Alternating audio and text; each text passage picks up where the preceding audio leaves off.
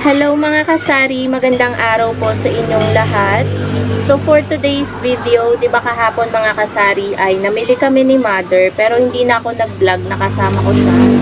So kahapon is nagpamanggahan kami, pumunta kami ng Genstar sa palengke and then nag-pure gold kami tapos diretso uwi agad. So kahapon guys, yan, nag-pure gold nga kami. Pag-check ko ngayon ng resibo, may mga nagtaasan na naman po. So, hindi na tayo guys nagulat dito. Lagi naman natin tong ine-expect sa tuwing tayo ay mamimili. So, ang total pala nito guys is 2,971 pesos. So, pag-check ko guys ng resibo, may mga items na, alam nyo na, nag-price increase tayo. Kasi medyo tumaas.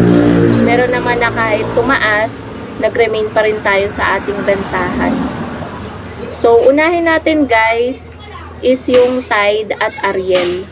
Ang Tide at Ariel po ay 87.50. Dito ko na kaya i-move. Parang madilim eh. 87.50 po ang Tide at Ariel. Bali pumatakbo ng 14.5. Ang ingay ng truck. Pumatakbo ng 14.5 ang isang sachet. So, bentahan po natin ay 17 pesos. Tapos, next naman po, ito guys, nag-price increase ako dito sa Head & Shoulders. Noong nakaraan may nag-comment na din ito sa vlog na tumaas na nga daw. Hindi na pwede sa 8. So, ang pagtingin ko sa resibo, ang Head & Shoulders na green, yung shampoo, ang isang Habana ay 86.75. So, bali pumatak mga kasari ng 7.22 na ang isang sachet. Medyo maingay lang guys sa labas kasi yung mga nakatera dito, maingay talaga sila always. So, gagawin ko na starting today na 9 pesos yung ating Head & Shoulders. Sa lahat ng shampoo natin, siya yung pinakamahal. The rest, 8 pesos. So, ayun po, 7.22 na. Kasi kung 8 lang, imagine mga kasari, sentimo, na masahe pa kaming dalawa ni mother kahapon. So, 'di ba? Hindi makatarungan na presyo na gawin mong 8 pesos pa din ang Head & Shoulders. Tapos, Safeguard, ayan, bumili ako ng white and color yellow. Pares 20 ang puhunan. So, 23 plus 3 lang ako, guys. Wait lang mga kasari, may bibili lang. Next naman po mga kasari, napansin ko sa lahat ng mga pinamili namin, halos mga biskwit kasi yun yung halos naubos dito sa tindahan. So lahat ng mga biskwit ay matataas na ang presyo, lalong-lalo na ang Crostini tsaka Dewy Donut. Hindi pa nga ako makapag-decide mga kasari, tulungan nyo naman ako kung magpa-price increase ba ako sa Dewy Donut. Kasi Dewy Donut ko is 12 pesos lang yung bentahan ko. 10.32 na po ang puhunan ng isa. So, napakaliit po, di ba? Nasa piso lang. Pabili po, lighter nga po. Lighter. Tulad niyan, may bumili mga kasari. Bumili ng lighter. Bentahan ko ng lighter is 12. Kasi kinukuha ko lang yan. Hindi ko naman binibili online. Alam ko mas mura online. Pero binibili ko yan dito sa naka-tricycle na naglalako sa akin. Ang bagsak na sa akin talaga is 9 pesos. Kaya binabenta ko siya ng 12 para may tres ako. Kaso ngayon, ang dala ng customer is 10. Sinabi ko na lang na ibalik mo ha kasi puhunan niyang 10 piso. Sinabi ko na lang para ibalik niya. Kasi kung hindi niya ibabalik, piso lang yung tinubo natin. So, ayun nga guys, pansin ko ang tataas ng puhunan. So, tulungan nyo ako mag-decide sa Dewy Donut. Kasi 103.25 na. So, bali 10.32 ang isang Dewy Donut. Kung 12 lang, nasa 1.6 yung tutubuin natin. Dito guys, dito ako nag-decide na sa Crostini na gawin ko ng 13. Kasi magkapresyo sila na 12 eh. Eh kasi sa Crostini, mas mahal, 107.75. So, nasa 10.77. Para may tubo naman ako na 2.23, ginawa ko siyang ano guys, ginawa kong 13 pesos. Kasi kung ano guys, magkano na lang 'di ba piso ang tubo natin sa isang biscuit. Para namang napaka-ano naman nun. Hindi na makakabuhay talaga yun ng pamilya. Kung papiso-piso lang yung patong natin. Lalo sa panahon ngayon na 'Diba, ang mahal na mga bilihin, lahat mahal. Paano pa tayo kakain kung papiso-piso lang yung patong natin, 'diba? So, sa Watatops, ang taas talaga ng mga presyo ng mga biskwit ngayon. 84.50, 10 pesos ang bentahan ko.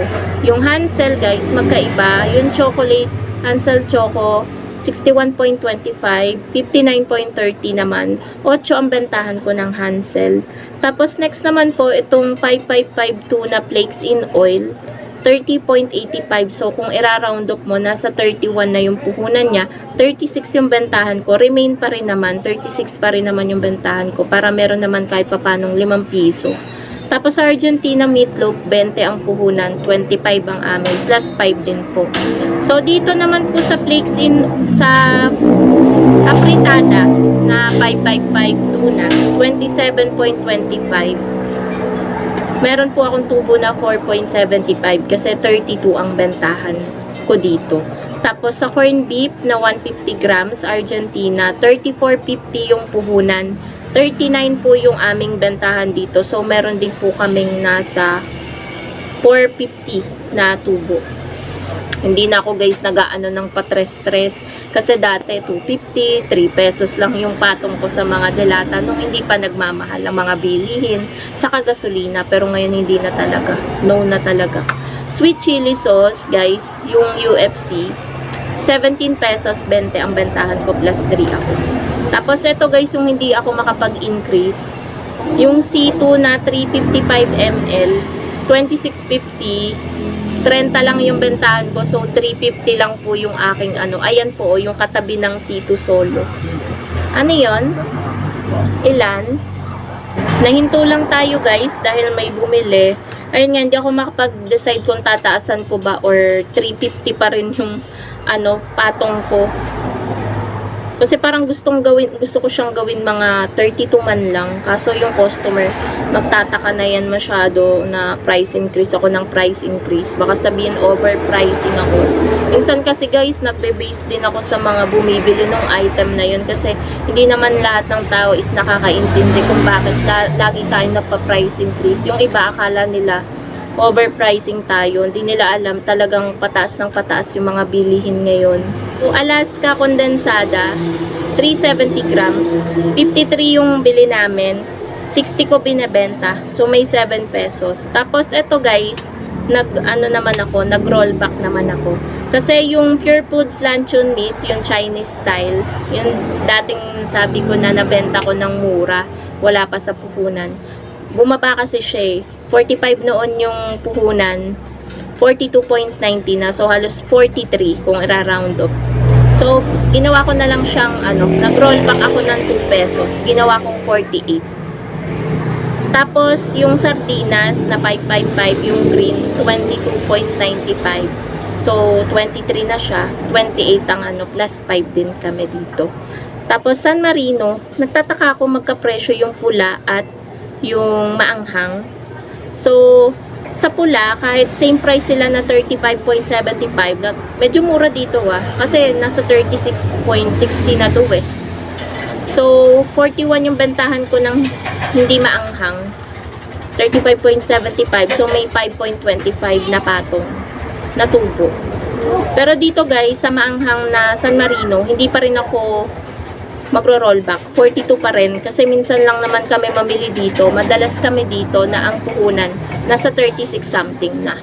Pero dito 35.75. Pero i-remain ko pa rin sa 42. So sa maanghang, ang tubo ko ay nasa 6. Pero minsan lang to kapag naubos yan, malapit na naman bumalik si partner, dito na ulit kami mamimili. Sa Pure Gold silang. Tapos ito guys, Chucky na maliit yung ganyan. 110 ml, 13.83 ang puhunan. Binebenta ko lang siya ng 18 dito. So, meron akong tubo na 4.17. Tapos, yung ito, nag-price increase din ako, ngayon lang, sa Chucky na malaki. Tumaas po kasi siya, nasa 23 something lang to or 22 something noon. Ngayon, 24.5 na. Ginawa ko na pong 30 ang bentahan starting today para meron naman pong 5.5. Tapos sa Dutch Mill naman po na maliit, 11.5 yung puhunan, 15 po ang aking bentahan. So, 15, minus 11.5, may tubo po ako na 350 dun sa maliit. Diba? Konti lang yung patong natin. Tapos sa Dutch mill na malaki, 20.5 ang ang puhunan, 25 natin binebenta. So, meron tayong 4.5. Iba-iba guys yung patong ko eh. Tapos sa Pansit Canton, ng Pansit Canton, 14.75 yung puhunan, 17 ang ating bentahan. Meron po tayong 2.25. Tapos ito guys yung presyo ng mga biskuit. Paji bar, 81.80. Yung Paji bar na isang klase, 79.25. Tapos yung color yellow, ang packaging ay nasa 81.80. Oreo, 69.60. Yung siyam lang ang laman. Tapos, birch tree. Ayan, nasa ang puhunan na ay 9 point something. 12 na ang aking birch tree. Ito, combi, 63.50. Ang isang balot, pang 8 lang sa akin. Tapos, yung mga Paji bar, pang 10 sa akin. Pati na rin yung Oreo. 10 pesos din ang bentahan ko. Tapos, Star Margarine Classic, twin pack. 10 pesos ang puhunan. 13 ko binibenta. May 3 ako. So, yan po mga kasari yung updated na puhunan ngayon ng mga pinamili namin kay Pure Gold Junior Manggahan dito sa Gentry. So, napansin ko na magkakaiba. May mura dito, may mahal doon sa Pure Gold silang, may mura doon, may mahal dito. Iba-iba ang pagpa-pricing ni Pure Gold.